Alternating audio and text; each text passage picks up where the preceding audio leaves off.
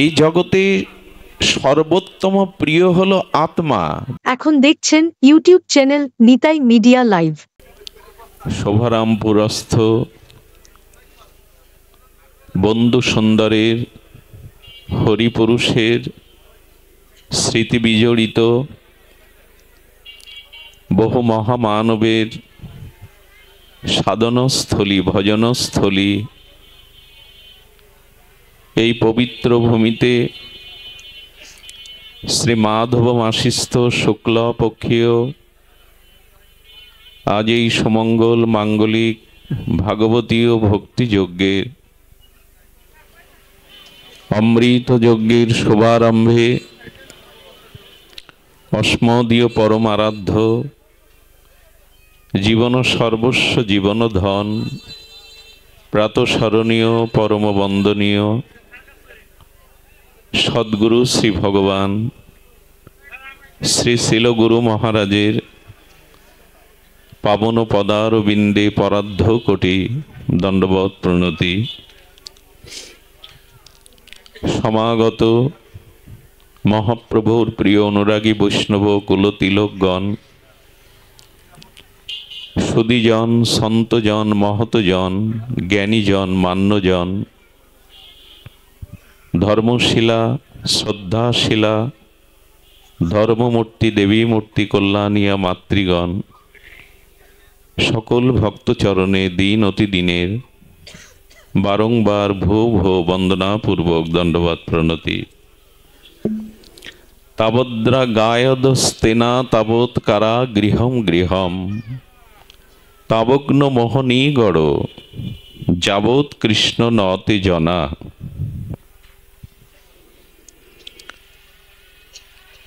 শ্রী ভগবান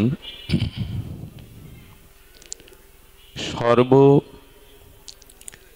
প্রিয় তত্ত্ব আত্মারও পরাবস্থা, পরমাত্মারও পরাবস্থা, সচ্চিদানন্দ আনন্দকন্দ রসব্রহ্ম রসিক শেখা রসিক মৌলি শ্রী ভগবানই আমাদের প্রিয় নয়, পরম প্রিয়। অনুরাগ, ভালোবাসা, প্রীতি এগুলি আমাদের মনে থাকে। এই অনুরাগ, প্রীতি, ভালোবাসায় মন সর্বদা প্রিয় বস্তুতেই তার স্বাভাবিক আকর্ষণ থাকে। যেমন বহুদূরের নদী, স্রোতস্বিনী নদ নদী তার সমস্ত প্রতিকূলতাকে ভেদ করে সমুদ্র তাকে যেতেই হবে। কি এক অজানা আকর্ষণ! স্রোতস্বিনী নদীর তরঙ্গ মহাসমুদ্রে গিয়ে মিশতে চায়। যেমন জলের গতি সর্বদা নিম্নগামী, জলকে যন্ত্রের সাহায্যে বহু উপরে উঠলে বিন্দু বিন্দু আকারে সে তার স্বরূপ, সে তার ধর্ম, স্বরূপ ধর্মের প্রতি তার গতাগতি নিম্নগামিতা হবেই। বিহঙ্গ বা পক্ষীর স্বভাব উন্মুক্ত আকাশে বনাঞ্চলে দুটি ডানা মেলে উড়ে বেড়ানো, খাঁচায় বন্দি হওয়াটা তার স্বাভাবিক নয়, সে উঠতে চায়। মুক্ত আলো বাতাসে, মুক্ত নীল নীলিমায় বনাঞ্চলে দুটি ডানা মেলে সে উড়ে যেতে চায়, এটাই তার স্বাভাবিক স্বভাব। অগ্নি প্রজ্বলিত করলে তার শিখা ঊর্ধ্বগামী হয়, নিম্নগামী হয় না। যতই অগ্নি প্রজ্বলিত করুন, অগ্নির শিখা কখনো নিচের দিকে নিয়ে যাওয়া যাবে না, ঊর্ধ্বগামী হবে। কারণ সূর্য থেকেই অগ্নির সৃষ্টি। যেখান থেকে যে বস্তুর সৃষ্টি উৎপত্তি, স্বরূপত স্বভাব ধর্ম তাকে সেদিকেই গতাগতি করিয়ে দেয়। তেমনি আমাদের মনের মধ্যে যে অনুরাগ, প্রীতি, ভালোবাসা আছে, এটা সহজত স্বভাবত প্রিয় বস্তুর দিকে যেতে চায়। কিন্তু সেই প্রিয় নির্ণয় তত্ত্বের দ্বারা শাস্ত্রের দ্বারা, শ্রী গুরু আশ্রয়ের দ্বারা আমরা জানতে পারিনি যে আমাদের মনের ভালোবাসা অনুরাগ কোথায় যেতে চায়। এই তত্ত্বটি শ্রীগুরু মহিমা, শাস্ত্র মহিমা, সাধুসঙ্গের মহিমা ছাড়া, জাগ্রত বিবেক ছাড়া এটা অনুভব করা যায় না। এই জগতে সর্বোত্তম প্রিয় হলো আত্মা, দেহ নয়, স্ত্রী নয়, পুত্র নয়, পিতা নয়, মাতা নয়, সজ্জন কুটুম্ব, বস্তু, অর্থ, বিত্ত নয়। এগুলি কারো প্রিয় হতে পারে না। খুব ধ্যান দিন, সাগান্দোপনিষদ বলেছেন আত্মা প্রিয়ইব, আত্মাই হলো প্রিয়। আর প্রিয় বস্তুতে স্বাভাবিক অনুরাগ যায়। আত্মা ব্যতীত এই জগতের কোনো বস্তু প্রিয় নয়। আত্মা অবস্থান করছে পিতার মধ্যে, মায়ের মধ্যে, স্ত্রী পুত্র বন্ধু কুটুম্ব সজ্জনের মধ্যে, তাই তাদের প্রিয় লাগে, তাই তাদের ভালোবাসি।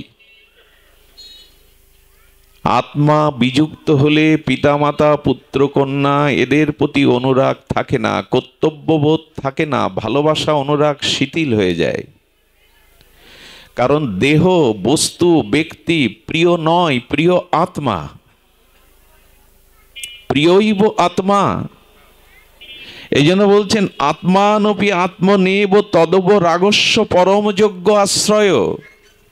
আমাদের হৃদয়ের যে প্রীতি ধর্ম, ভালোবাসা, অনুরাগ ধর্ম, এটা আত্মাকে আশ্রয় করে, অন্য বস্তু আশ্রয় করে নয়।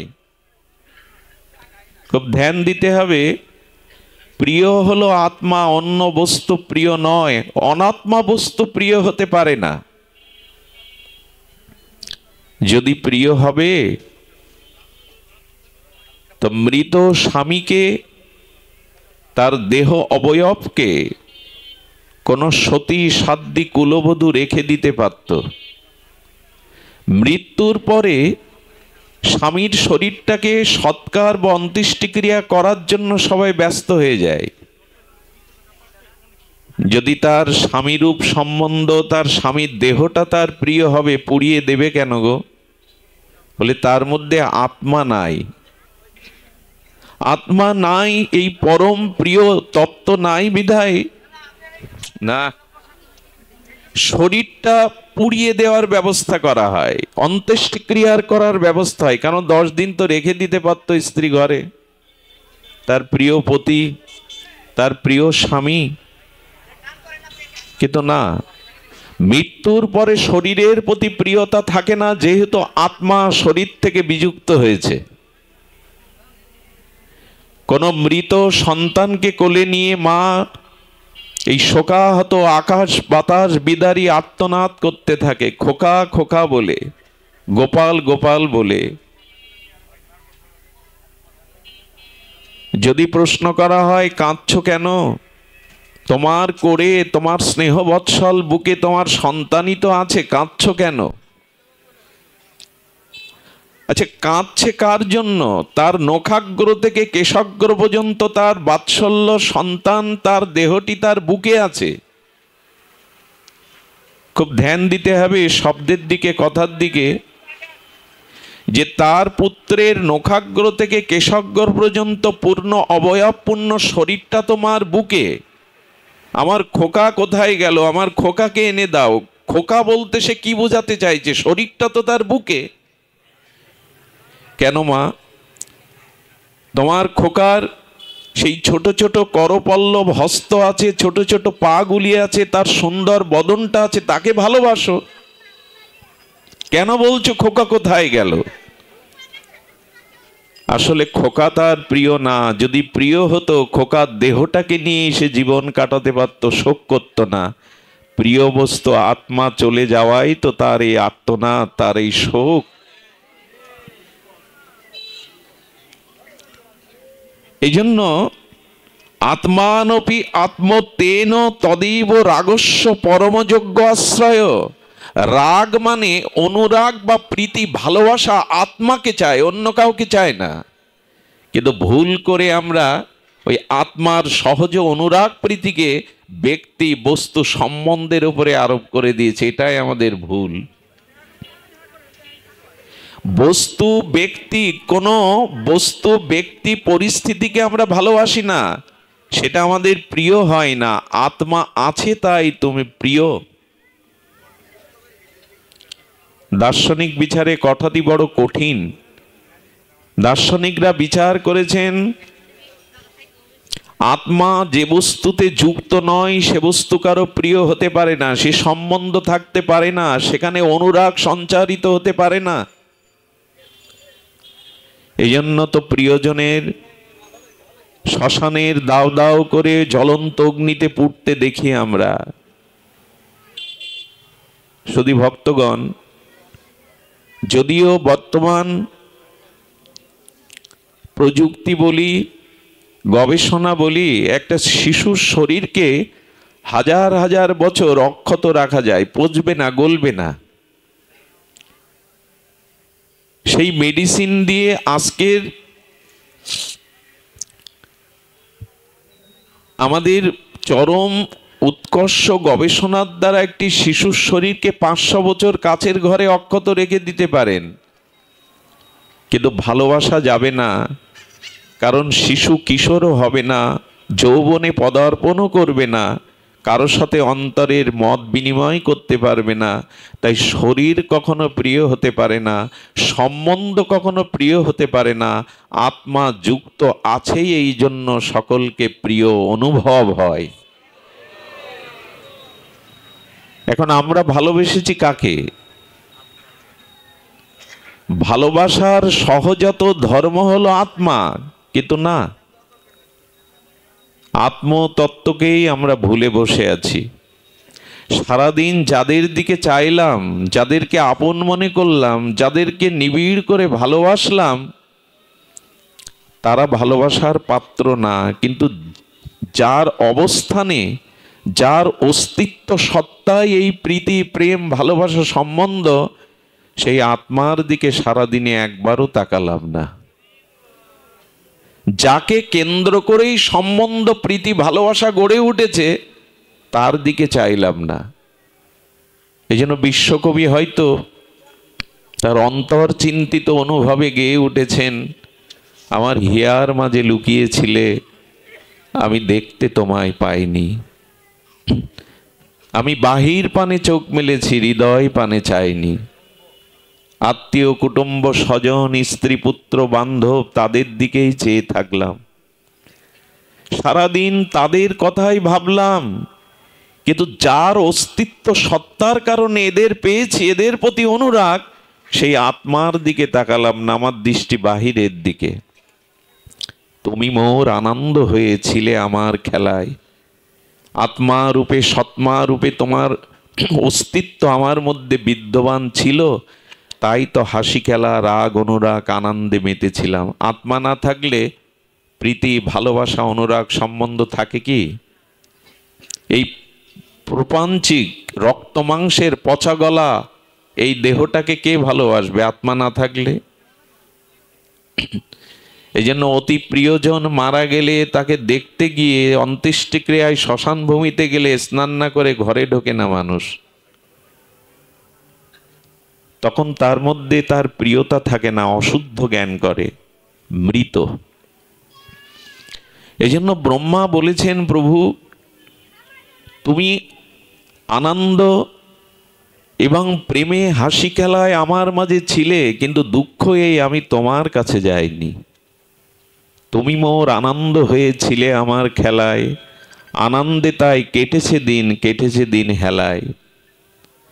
কবিগুরু বলতে বলতে বলেছেন, তুমি আছো তাই আমার অস্তিত্ব আছে।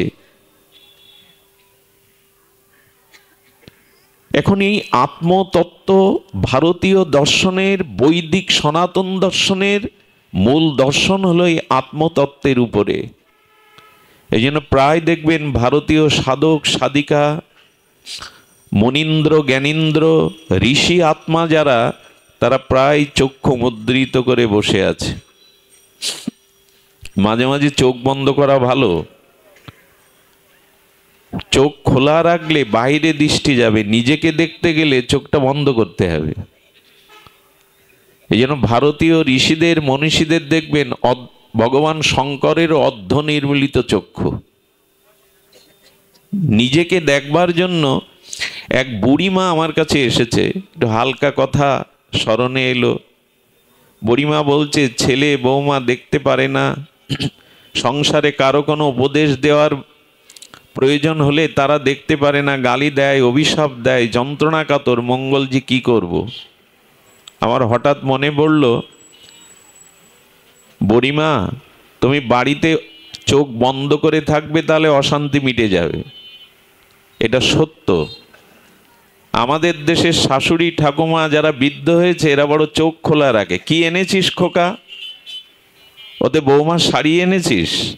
এই যে চোখ খোলা না, কে আসছে কে যাচ্ছে, কে আনছে কে দিচ্ছে কে নিচ্ছে, এতেই জঞ্জাল বাঁধে। চোখ বন্ধ করে বসে থাকো, অশান্তি কমবে। বুড়িমা বললেন, বিষয়টা তো সত্য, এগুলি নিয়েই তো বাঁধে। মাঝে মাঝে নিজেকে দেখতে গেলে চোখটা বন্ধ করতে হয়। অন্তর্মনা বলে, একটু সাধু ভাষায় বললে অন্তর্মনা হতে হয়। বাইরে থেকে আমরা দৃষ্টি ফিরাইনি, নিজেকে দেখবার আত্ম অনুসন্ধান আত্ম সাক্ষাৎকারের পথে আমরা অনেকেই হাঁটিনি। এই জন্য বাইরের এই অশান্তি, বাইরের এই ক্ষুদ্রতা, সংকীর্ণতা আমাদের অন্তরকে বিষময় করে তুলেছে, জঞ্জাল করে তুলেছে। মাঝে মাঝে নিজের দিকে চাইতে হয়।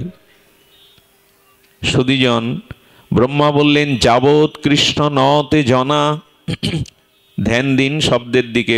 ব্রহ্মা বলছেন, সেই জীবের আত্মারও আত্মা পরমাত্মা, আর পরমাত্মার পরাবস্থা অখিল রসামৃত মরতি রসিকেন্দ্র মৌলি রসিক শেখর মনোহর সুন্দর শ্যাম সুন্দরের দিকে যতদিন মনের গতি না যাবে, মনের ভালোবাসা মনের অনুরাগ যতদিন আত্মারও আত্মা পরমাত্মার পরাবস্থা সচ্চিদানন্দ আনন্দ ঘন রসব্রহ্ম ভগবানের দিকে যতদিন আপনার মনের ভালোবাসার গতি না যাবে, ততদিন অভিশাপ ঘুচবে না।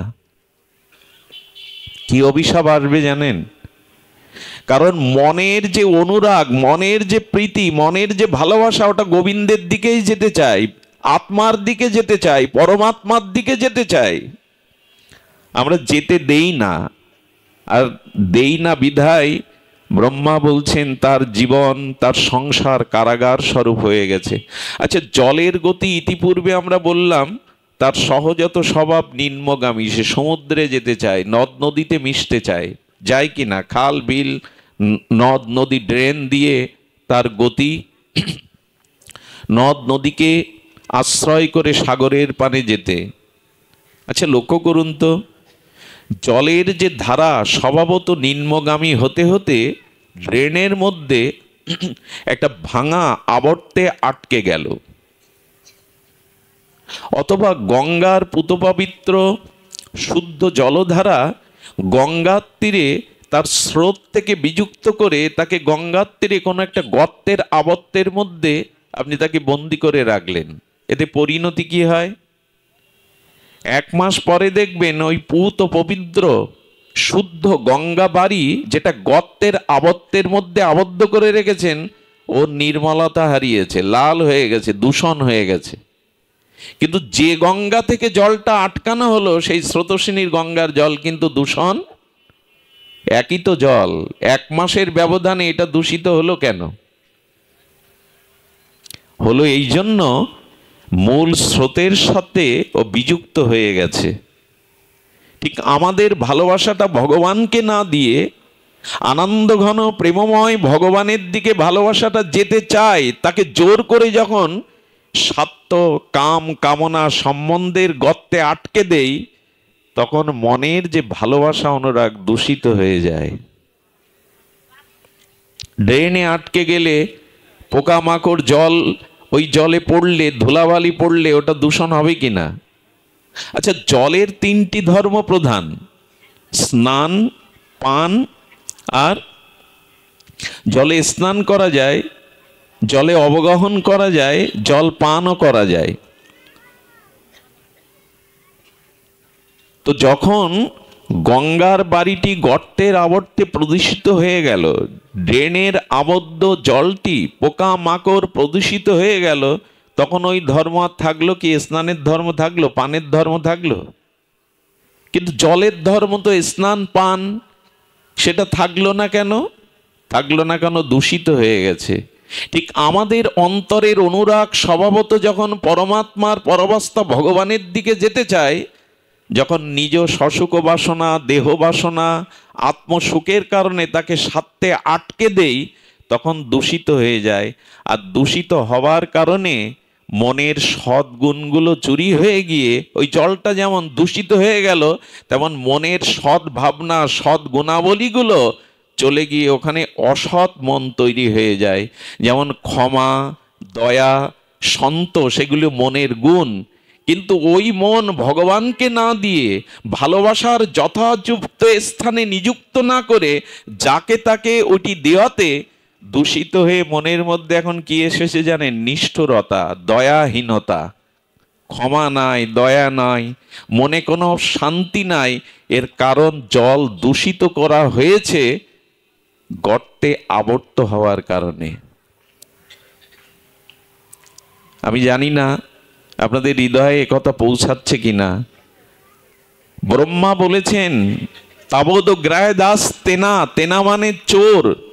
মনটা ভগবানকে না দিলে, ভালোবাসা ভগবানকে না দিলে, মন বলে আমার জায়গায় আমাকে দাওনি, তাই তোমার মধ্যে থেকে আমি তোমার সন্তোষ, গুণ, ক্ষমা, দৈন্য এগুলি হরণ করে তোমার মধ্যে নিষ্ঠুরতা, তোমার মধ্যে ভোগবাসনা, অশুদ্ধতা আমি প্রবেশ করালাম। চোর যখন ঘরে চুরি করে গৃহস্থের, দেখবেন ও মূল জিনিসগুলো চুরি করে নিয়ে যায়, আসবাবপত্র, বস্তুগুলো সব ওখানে ছড়িয়ে ছিটিয়ে ওটা অগোছালো করে যায়। তো মন বলছেন, আমাকে ভগবানকে ভালোবাসাটা দিলে না। আমি যেতে চেয়েছিলাম গোবিন্দ চরণে, আমি চেয়েছিলাম রাধারানীকে ভালোবাসতে, কিন্তু তুমি যেতে দিলে না, আটকে রাখলে। এই জন্য আমি দূষিত হয়ে তোমার সদ্গুণগুলো চুরি করে তোমার মনের মধ্যে অসৎ বৃত্তি প্রবেশ করালাম। জল অশুদ্ধ হলো কিনা? এই জন্য ব্রহ্মা বললেন স্তেনা, তাবদ গ্রাহদাস তেনা। তেনা মানে মন, আমাদের সদ্গুণগুলো চুরি হয়ে গেছে। আজ আমাদের মন সুস্থ না। বাংলাদেশের যারা গবেষণায় আছেন তারা বলছেন প্রায় 30% বাংলাদেশের নরনারী মানসিক অসুস্থ। আমরা জানি না যে আমি অসুস্থ। মানসিক অসুস্থতা আমাদের কাছে ধরা পড়ে না, কিন্তু প্রায় মানুষ এখন শারীরিক অসুস্থতার সাথে সাথে মানসিক অসুস্থ হয়ে পড়ছে। মানুষের নিষ্ঠুরতাকে সব সীমা ছাড়িয়ে গেছে। মা কখনো তার সন্তানকে হত্যা করতে পারে? তাও হচ্ছে। সম্পত্তির জন্য পিতামাতাকেও সন্তান মেরে দিচ্ছে, সরিয়ে দিচ্ছে। কারণ মনের অনুরাগ, ভালোবাসা ভগবানকে না দিলে, প্রিয় পরম সুন্দরকে না দিলে, মন সদ্গুণগুলো চুরি করে ওর মধ্যে অসৎ বৃত্তি দিয়ে দেবে। মানসিক রোগগ্রস্ত হতে হবে। আমরা অনেকেই আজ এই মানসিক রোগগ্রস্ত। এই সংখ্যা আরো বাড়বে। এই জন্য মনের ভালোবাসা, এই অনুরাগ, এই প্রীতি, এটা ব্রহ্মাজি বলেছেন কৃষ্ণকে, প্রভু তোমাকে না দিলে এ ভালোবাসা দূষিত হয়ে চুরি করে নিয়ে সদ্গুণগুলো নিয়ে যাবে। ব্রহ্মা আরো একটা কথা বলেছেন, তোমাকে যদি ভালো না বাসতে পারি সংসারে, তবে আমার সংসার হয়ে উঠবে কারাগার। একটা জিনিস জেনে নিন, ব্রহ্মা বলছেন স্তাবদ গ্রাহে নাস্তেনা কারা গৃহম গৃহম। শব্দ বড় মার্মিক। ব্রহ্মাজি তো বেদ বক্তা, আদিগুরু। উনি বলছেন সংসারে যদি তোমাকে প্রীতি না দিই, ভালোবাসা, অনুরাগ, সেবা না করি, তবে সেই সংসার কারাগারে রূপ নেবে। কারাগারটা এখন সংশোধনাগার হিসাবে নামকরণ হয়েছে অনেক জায়গায়। কারাগারের নামটা এখন কি বলা হয়? সংশোধনাগার। তো কারাগারের মধ্যে বিল্ডিং আছে, রঙিন টিভিও আছে, খেলাধুলাও আছে, অনেকের কর্ম নাই, 3 বেলা সরকার তাকে খেতেও দেয়, তো ওখানে কষ্ট পাচ্ছ কেন? বিল্ডিংয়ে থাকছো, খাওয়া দাওয়া আছে, বিনোদন আছে, গল্পগুজব আছে, বরঞ্চ ওখানে সংসারের কর্মের দায়িত্ব খুব বেশি নাই। মানুষ কারাগারে শান্তি পায় তো না তার নিজের কুড়ে ঘরে আলোয় শান্তি পায়? তার কারণ কি? ওখানে তো সব সুবিধায় আছে। বলেন না, কারাগারে কেউ শান্তি পেতে পারে না। তেমনি যদি ভগবানে মনটা না দিতে পারো, ভালোবাসা, প্রীতি, অনুরাগ, সেবা ভগবানকে অর্পণ না করতে পারো, এক কথায় ভালোবাসা যদি ভগবানে নিযুক্ত না করতে পারো, ব্রহ্মা বলছেন সংসার কারাগার হবেই হবে। সংসারে শান্তি নাই মানে আমরা কারাগারে আছি। আরে মানুষ গৃহ নির্মাণ করে, স্ত্রী পুত্র সংসার রচনা করে সুখের নীড়ের জন্য, শান্তির জন্য। আর সংসারে দাবাগ্নির মতো আগুন জ্বলছে, কারণ ওখানে ভগবত প্রীতি বলে কিছু নাই। ব্রহ্মা বলছেন কারাগার হয়ে যাবে। আর এই কারাগার থেকে মুক্তির একমাত্র উপায় ভগবানকে প্রাণ, মন, অনুরাগ, প্রীতি, ভালোবাসা দিয়ে দিন। এর সব থেকে দৃষ্টান্ত স্বয়ং ভাগবতজি দিচ্ছেন। আপনাদের মনে আছে, কংসের কারাগৃহে দেবকী এবং বসুদেব ছিলেন শৃঙ্খলিত, তাদের হাতে পায়ে ছিল বেড়ি। অন্ধকার কারারুদ্ধে বসুদেব দেবকীকে কারারুদ্ধ করেছিলেন ভোজরাজ কংস। ওখানে আলো ছিল না, ওখানে হাতে পায়ে বেড়ি ছিল। কিন্তু লক্ষ্য করবেন, ওই হাতে পায়ে শৃঙ্খলিত ওই প্রতিকূল অবস্থায় তারা ভগবানকে আহ্বান করতে লাগলো, ভজন করতে লাগলো। দেবকী বসুদেব যেন বললেন, যদি সংসার কারাগার হয়েও থাকে, হাতে পায়ে যদি মায়ার শৃঙ্খল উঠেও থাকে, যদি জ্ঞানের আলো নিভে গিয়ে থাকে, তবে এক কাজ করো, ওই কারাগার রূপ সংসার থেকে আমাদের মতো গোবিন্দকে ডাকো, ভগবানকে স্মরণ করো। একটা অজুহাত প্রায় শোনা যায় যে সংসারে মায়া আমাকে বেঁধে রেখেছে, ভগবানকে ডাকবো, উপাসনা করব, সে সুযোগ সংসারে। এখন অনেকেরই এই একটা অজুহাত যে নানান কর্তব্যের মধ্যে, কর্মের মধ্যে, সংসার জ্বালার মধ্যে ভগবানকে ডাকতে পারি না। বসুদেব দেবকী বলল, হাতে পায়ে শিকল, কংসের কারাগারে থেকেও ভগবানকে ডাকা যায়, কারণ কারারক্ষীরা আমাদের হস্তপদ বাঁধতে পারে, মনকে বাঁধার ক্ষমতা কারণে সেই মনটা ভগবানকে দিয়ে দাও। মন কেউ বাঁধতে পারে না, তো সেই মন দিয়েই ভগবানকে ডাকো। হাতে পায়ে বেড়ি থাকুক, কারাগারে অবরুদ্ধ থাকো, মনকে কেউ বাঁধতে পারে না, মনটা ভগবানকে দিয়ে দাও। ভগবান তখন কি বলছে জানেন? যদি আমাকে কারাগারের মধ্যে থেকেও, নানান এই দুঃখ যন্ত্রণা অভিশাপের মধ্যে থেকেও হৃদয়ে আমাকে স্মরণ করতে পারো, তবে তোমরা কারাগার থেকে আমার কাছে না আসতে পারো, আমারই দায়িত্ব তখন তোমাদের কারাগারে যাওয়া। আরে বাবা, কত বড় কৃপালু, কত দয়ালু! তোমরা আমার কাছে না আসতে পারো, আমি কারাগারে তোমাদের কাছে যাব। কৃষ্ণ তো এলেনই কারাগারে। এটা তার করুণা, এটা তার ভক্ত বৎসলতা। সংসারটা অভিশাপ হয়ে গেছে, কারাগার হয়ে গেছে, হাতে পায়ে মায়ার বেড়ি পড়েছে, জ্ঞানের আলো ওখানে নাই, তবু কৃষ্ণকে মনে মনে স্মরণ করুন, ভগবানকে মনটা দিন, ভগবান আপনার কাছেই আসবে। মজা দেখুন, যেদিন কৃষ্ণ দেবকী বসুদেব কোলে তুলে নিলেন, বুকে তুলে নিলেন, সেদিন কি ঘটে গেল? অন্ধকার কারাগার আলোয় জ্যোতিতে ভরে গেল, গেল কি না? সঙ্গে সঙ্গে হাতে পায়ের শৃঙ্খলগুলো মুক্ত হয়ে গেল। ভালো করে শুনুন, ধ্যান দিয়ে শুনুন। সঙ্গে সঙ্গে বদ্ধ দুয়ারটা উন্মুক্ত হয়ে গেল। দুয়ারে যারা পাহারা দিচ্ছিল, সেই সেনারা, পাহারাদাররা, তারাও মূর্ছিত হয়ে পড়ে গেল। কি সংকেত দিচ্ছে ভাগবত? ভাগবত সংকেত দিচ্ছে, যদি ভগবানকে একবার বুকে নিতে পারো, ভালোবাসাটা যদি গোবিন্দকে দিতে পারো, তখন তোমার মায়ার শৃঙ্খলা আপনি খসে পড়বে, তখন তোমার অন্ধকার হৃদয়ে প্রেমের আলো জ্বলে উঠবে, আর তখন এই সংসারের কামনা বাসনা, মায়ার দুয়ার নিজেই খুলে যাবে। আর যারা বাধা দিচ্ছিল, কাম, ক্রোধ, লোভ, এরাও মূর্ছিত হয়ে পড়বে। তুমি ব্রজের পথে যেতে পারবে, আমাকে বুকে নাও। আমাকে কোলে তুলে নাও। কত বড় সংকেত দিয়েছে ভগবানজি। আচ্ছা, বিপরীত দেখুন, কৃষ্ণকে নন্দালয়ে যখন রেখে এসে মায়াকে কোলে নিলেন, যোগমায়া মহামায়াকে কোলে নিলেন, তখন বিপরীত দৃশ্য আবার ঘটে গেল। যখন মায়া নিয়ে ফিরলেন তখন কারাগার দুয়ার আবার বন্ধ হয়ে গেল, প্রহরীরা আবার জেগে উঠল, আবার অন্ধকার, আবার হাত পায়ে বেরিয়ে এলো। ভাগবতজি বললেন, কৃষ্ণকে বুক থেকে নামিয়ে, প্রেমময়কে বুক থেকে নামিয়ে যদি মায়াকে কোলে করো, মায়া আবার তোমায় কারাগারে পুরবে। আমাদেরও অবস্থা তাই। এই জন্য বলছেন, কারা গৃহম গৃহম, ভগবানকে ভালোবাসা অর্পণ না করলে, ভালোবাসা নিয়োগ না করলে সংসারই তোমার কাছে কারাগার হয়ে যাবে। আর কি বলেছেন, তাবদ গ্রেধাস্তেনা কারা গৃহম গৃহম তাবদ মোহনী গড়। আমাদের দাগী আসামিদের হাতে পায়ে ডান্ডা বেড়ি থাকে। আমার মনে হয় আমার বেড়ি 7-8 জায়গায়, 2 জায়গায় না। কেমন জানেন, এখন যদি ডাক্তারবাবু বলে আমি বৃন্দাবনে যাব, কি আপনি বলেন আমি ব্রজধামে যাব, নিয়ম সেবা মাস একটু 1 মাস ভজন করব, ডান্ডা বেড়ি তখন বোঝা যাবে। স্ত্রী বলবে আমাকে না নিয়ে একা যাচ্ছ কি করে, তোমার যাওয়া হবে না, এক বেড়ি। পুত্র বলছে বাবা আমার কিছুটা ব্যস্ততা আছে, অফিসের তাড়া আছে, এ সময় তুমি যেতে পারো না।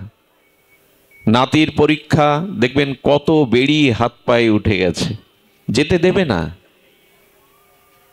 এই জন্য এই বেড়িগুলো অদৃশ্য, দেখা যায় না, কিন্তু আমরা বেরোতে পারি না সংসার থেকে।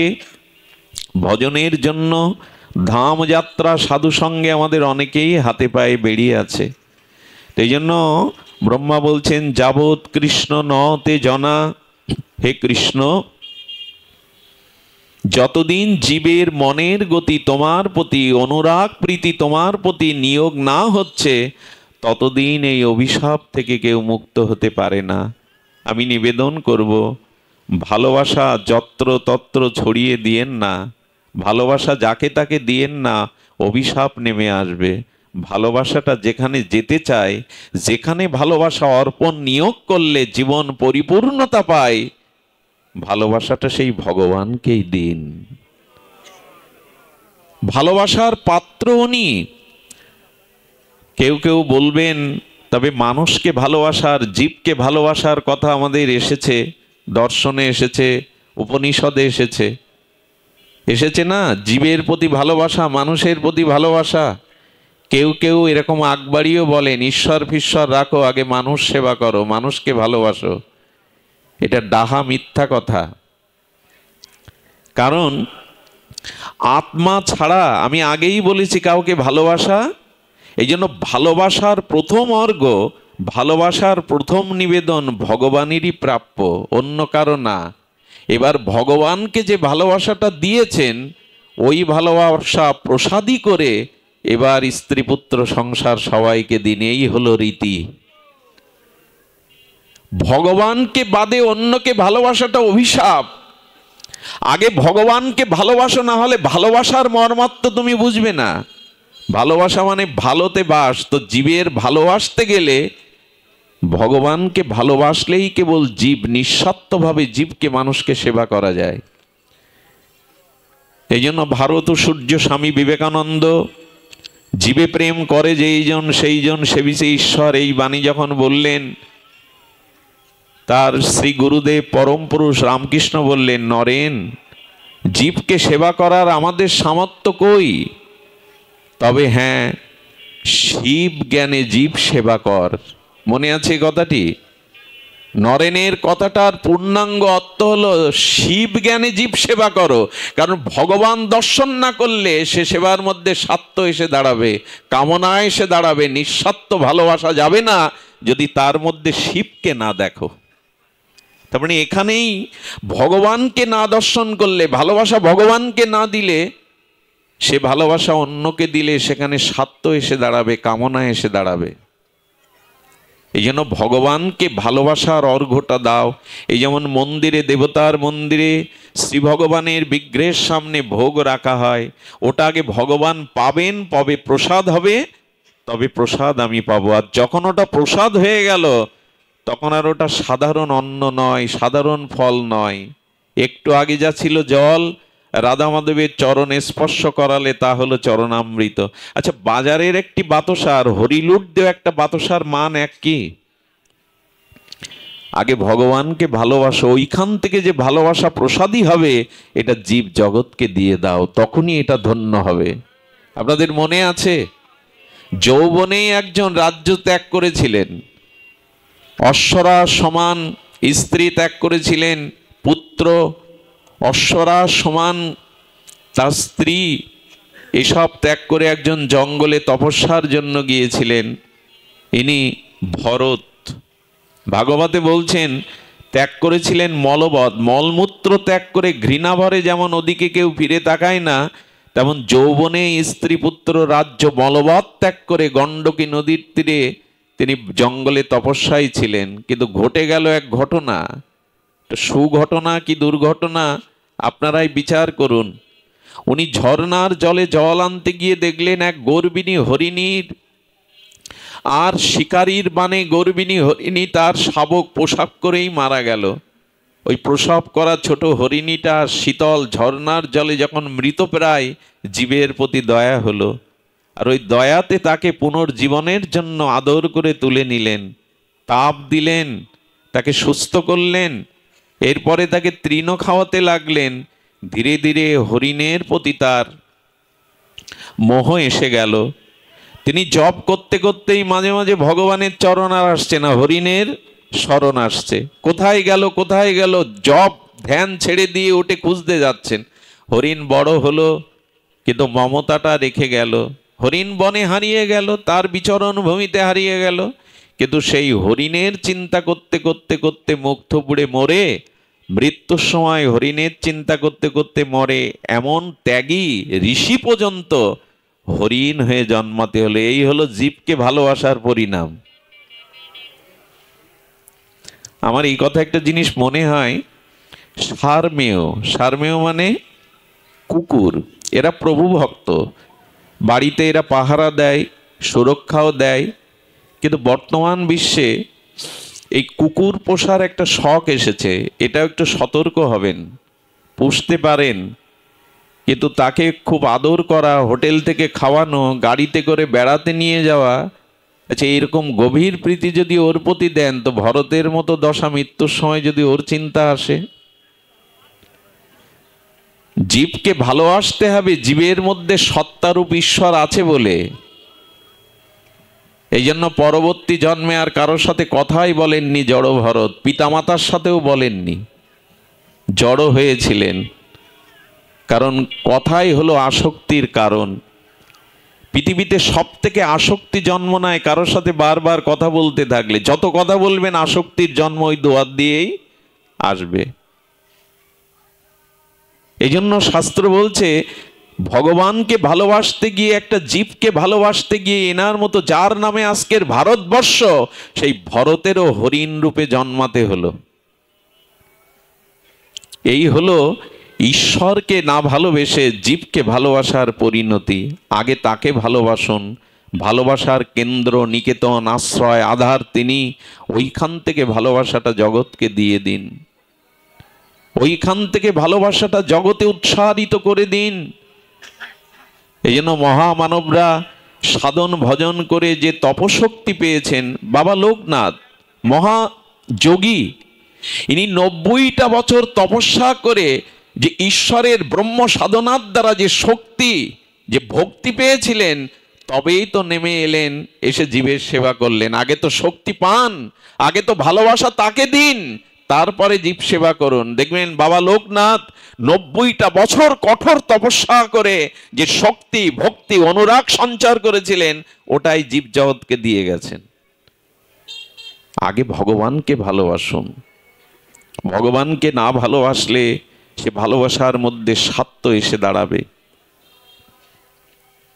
সুধীজন, এই জন্য শাস্ত্র বলেছে, আচ্ছা ওই যে জলের কথা বলছিলাম, আমরাও তো সংসার কারাগারে ভগবানকে না ভালোবেসে আটকে গেছি। এখন উপায় কি? ওই যে জলের মধ্যে পান এবং স্নান, এই দুটি ধর্ম চলে গেছে, ও দুটি ধর্ম চলে যায়নি। এখন উপায় বলি, আমরা যারা ভগবানকে ভালো না বেসে আমার মতো মাদিষ্য জীব অন্তরটা কলুষিত করে ফেলেছি, দূষিত করে ফেলেছি, হাতে পায়ে মোহের নিগড় শৃঙ্খলে আবদ্ধ হয়েছে, মনটা যাদের সদ্গুণগুলো চুরি হয়ে অসৎ বৃত্তিগুলো মনের মধ্যে বিরাজ করছে, এদের উপায় একটাই, আকাশ থেকে যদি কখনো ঝরঝর করে বৃষ্টি ঝরে, ওই বৃষ্টি যদি স্রোতধারা হয়ে ওই গর্তের জলের মধ্যে গিয়ে স্রোতবাহী হয়ে যায়, কি হবে জলটি? শ্রাবণ মেঘের ঝড়ো ঝড়ো বরিশনে বৃষ্টির স্রোতধারায় সেই গর্তের আবর্তের মধ্যে যে পোকা মাকড় দূষিত জল, যা পানেরও যোগ্য না, স্নানের যোগ্য না, এমনকি পাটা দেওয়ারও যোগ্য না, সেই জলের মধ্যে বৃষ্টির জল ছুটলো, ওই গর্তের মধ্যে প্রবেশ করে গর্তের জলগুলো স্রোত তুলে নিল, নিয়ে আবার খানাখন্দ দিয়ে ড্রেন দিয়ে নদীতে গিয়ে পড়ল, নদী স্রোতবাহী হয়ে অপ্রতিহত গতিতে সমুদ্রে গেল, গঙ্গায় গিয়ে পড়ল। তখন কি স্নান পানের ক্ষমতা ফিরে আসবে এই জলের? আসবে কি না? তখন আবার ওই জল পান করাও যাবে, স্নানও করা যাবে। জলের ধর্ম নষ্ট হয়নি, ওই গর্তের আবর্তে আবর্তিত হওয়ায় ধর্মর মধ্যে ছিল, কিন্তু দূষিত হয়ে গেছিল। আমাদের উপায় একটাই, খুব মার্মিকভাবে শুনুন, উপায় একটাই, যদি কখনো ভাগবত মেঘ সৃষ্টি হয়, সেই ভাগবত মেঘ হতে যদি কোনো ভজনানন্দী নির্মল শুদ্ধ চরিত্র অনুভববেদ্য সাধুর মুখে হরিকথার অমৃত বৃষ্টি হয়, আর ওই অমৃত বৃষ্টির স্রোত যদি কর্ণ দিয়ে আমাদের হৃদয়ে যায়, তবে মনের যে দূষিত ভাবটা ভগবানের দিকে ছুটে পবিত্র হয়ে যাবেই যাবে। এই হলো উপায়, হরিকথা শ্রবণ। আমি তো খুব দ্রুত বলে গেলাম। যদি ভাগবত কোনো মেঘমালা সৃষ্টি হয়, আজ এখানে ভাগবত মেঘের সৃষ্টি হয়েছে, আর সেই মেঘমালা থেকে অনুভব বেদ্য সচ্চরিত্র ভজনানন্দী কোনো সৎ সাধু পুরুষের মুখ থেকে তার অনুভব মেশানো, তার প্রীতি ভজন মেশানো হরিকথার অমৃত বৃষ্টি যদি আমাদের কান দিয়ে ভেতরে প্রবেশ করে, তখন মনের যে দূষিত ময়লাটা, পোকামাকড় প্রদূষিত, ওই মনের গতিটা তখন গোবিন্দের দিকে ছুটবে। এর সব থেকে প্রমাণ, এখন আমাদের সংসার আছে এ কথাটাই ভুলে গেছি। যারা খুব শ্রদ্ধালু হয়ে হরিকথা শুনছেন, হরিকথায় মন প্রাণ বিশ্বাস শ্রদ্ধা নিযুক্ত করেছেন, তাদের মুখ দেখলে বোঝা যায় এখন তার সংসার চিন্তা মস্তিষ্কে নাই। এখন তার মনের মধ্যে কোনো বিকার, কাম ক্রোধ হিংসায় বিকারগুলো কাজ করছে না। এর একটাই কারণ, দূষিত জলটা এই ভাগবত অমৃত কথারূপ জল প্রবেশ করে ওকে সমুদ্রের দিকে, ভগবানের দিকে ছুটিয়ে নিয়ে যাচ্ছেন। কি বলেছেন শাস্ত্রে? মদ গুণ শ্রুতি মাত্রেন ময়ি সর্ব গুহাশয়ে মনাগতি অবিচ্ছিন্ন যথা গঙ্গাব সহ অম্মুধ। ভাগবত বলেছেন, আহা কি অপূর্ব অমীয় ভাগবতজির এই শ্লোকটি। বললেন মদ গুণ শ্রুতি মাত্রেন, আমার গুণগাথা ভক্তমুখে যখন শ্রবণ করবে, আমার অমীয় চিন্ময় অলৌকিক লোকত্রিয় প্রেমময় হরিকথা যখন তোমার কর্ণে প্রবেশ করবে, তখন মনের যে গুহার মধ্যে দূষিত আর আবর্জনা ছিল, সেটি কি করবে? মনের গতি অবিচ্ছিন্ন যথা গঙ্গা সহ অম্মৈধ। যেমন গঙ্গার জল সমুদ্রে মিশে যায়, পবিত্র হয়ে যায়, অনন্ত সেই সমুদ্র সিন্ধুতে মিশে আর দূষিত থাকে না, তেমনি আমার গুণ শ্রবণ মাত্রই তোমার মনের গতি আমার দিকে ছুটবে, ভালোবাসার দিকে ছুটবে। উপায় একটাই, তার গুণগাথা শুনতে হবে। ভগবানকে একটু ভালোবাসা দিয়ে দেখুন, মনটা তাকে দিয়ে দেখুন। বলে দিলে কি হবে? অপূর্ণতা রাখবেন। আপনাদের মনে আছে যখন গোবিন্দের সখাদের ধেনুবৎসকে যখন ব্রহ্মা হরণ করেছিলেন, এই শ্লোকটা এর পরে, এই ঘটনার পরে ব্রহ্মা স্তুতি করেছিলেন শ্রীকৃষ্ণের। যখন রাখাল বালকগণকে, গাবিগণকে ব্রহ্মা পরীক্ষার জন্য হরণ করেছিলেন, এ ঘটনা আপনাদের জানা, কিন্তু এর মর্মার্থ দার্শনিক আচার্যরা, ভাগবত টিকাকারগণ যেভাবে ব্যাখ্যা করেছেন, মহাজনরা শুনুন। আচ্ছা, ব্রহ্মা এত ভুল করতে পারে যে কৃষ্ণকে চিনতে পারছে না? সে গরু চড়াচ্ছে, সখাদের এঁটো খাচ্ছে, বাৎসল্য প্রেমে ব্রজ লীলা করছে, বাৎসল্য এটা ব্রহ্মা জানার কথা না? আসলে ব্রহ্মাকে দিয়েই গোবিন্দ আমাদের একটি শিক্ষা দিচ্ছেন, কারণ তার অবতরণ, তার লীলা তো জীব শিক্ষার জন্য। অনুগ্রায় ভক্তানাম মানসিং দেহম আশ্রিতম ভজতে তাদিশি ক্রিয়া যসূত্রা তৎপর ভবেদ। জীবগণকে লীলার দ্বারা তিনি আচরণ শিক্ষা দিচ্ছেন, শাস্ত্রের মর্মার্থ জানাচ্ছেন, আমাদের আশ্রয় তত্ত্ব কে, আমাদের উপাসনার বস্তু কি, আমাদের জীবনের লক্ষ্য গতি কোন পথে, এটি ভগবান তার লীলার দ্বারা তিনি এইটি দেখাচ্ছেন। আসলে ব্রহ্মার মনে তিনি এই সন্দেহ সৃষ্টি করে হরণ করালেন। কেন জানেন? আহা, গাভীগুলো যখন দুগ্ধ দহন করত, মাঝে মাঝে যশোদা মায়ের সাথে গোপাল দাঁড়িয়ে দাঁড়িয়ে দেখত, আর গাভীগুলো গোপালকে দেখে মাঝে মাঝে মনে করতো, মা যশোদার কোলে উঠে তুমি যখন মাতৃস্তন পান করো, দুগ্ধ পান করো, সেই স্থূল আনন্দে হেসে ওঠো। গোবিন্দ মনে হয় আমরা গাভী না হয়ে যদি ব্রজের কোনো মা হতে পারতাম, তোমাকেও সন্তান রূপে বাৎসল্য প্রেমে কোলে নিতে পারতাম। যদি কোনো জন্মে তোমার মায়ের স্থান পেতাম, আমাদের দুগ্ধ দিয়ে তোমাকে পরিতৃপ্ত করতে পারতাম। গোবিন্দ হাসেন আর বলেন, এই প্রার্থনা একদিন না একদিন তোমাদের আমি পূর্ণ করবই। ভক্তবাঞ্ছা পূর্ণকারী ভগবান। আচ্ছা, গোষ্ঠী থেকে গোবিন্দ যখন রাখালগণকে নিয়ে, ধেনুবৎস নিয়ে উত্তর গোষ্ঠ থেকে ফিরতেন, তখন ডাকতেন, ও জ্যাঠাই মা, ও বুড়িমা। তো তখন যাদের জ্যাঠাইমা বলতো, বুড়িমা বলতো, কাকিমা বলতো, গোবিন্দের, কানাইয়ের, গোপালের মধুর কণ্ঠধ্বনিতে ওই মা ডাকটার আগে যে বুড়িমা, জ্যাঠাইমা, ওদের মন বলতো কবে ওই বুড়িমা জ্যাঠাইমা বাদ দিয়ে মা বলে ডাকবি গোপাল। তোর মুখে শুধুই মা ডাক শুনতে, তোকে বুকে জড়িয়ে ধরে একটু স্নেহ চুম্বন করতে বড় স্বাদ হয়। এই প্রার্থনা বহুদিন থেকে ব্রজের মায়েরা নিবেদন করছিল। গোবিন্দ বললেন, আমি তোমাদের মনোবাঞ্ছা একটা